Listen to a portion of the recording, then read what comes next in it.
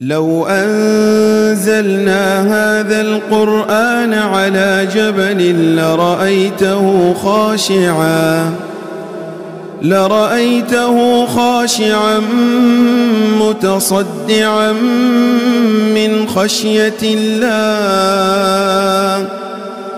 وتلك الأمثال نضربها للناس لعلهم يتفكرون.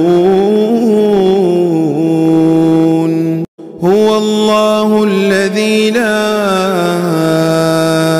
إله إلا هو عالم الغيب والشهادة هو الرحمن الرحيم. هو الله الذي لا